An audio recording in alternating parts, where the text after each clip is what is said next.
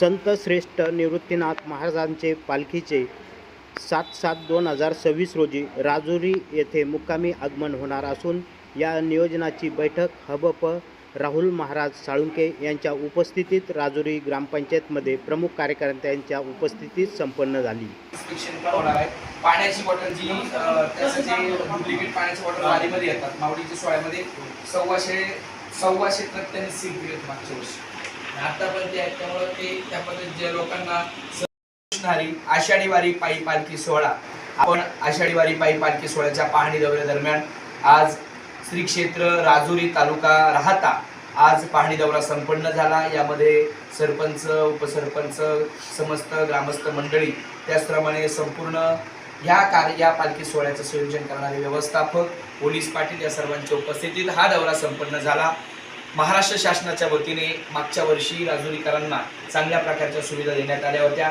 याही वर्षी शासनाने त्यांना चांगल्या प्रकारच्या सुविधेसाठी लवकरात लवकर निधी उपलब्ध करून द्यावा. आदर्श वारी, निर्मल वारी, स्वच्छ वारी संपन्न व्हावी. राजुरी गावाचं नाव संपूर्ण महाराष्ट्रभर आदर्श घेतल्या जावं अशी भावना या ग्रामस्थांनी आज व्यक्त केली.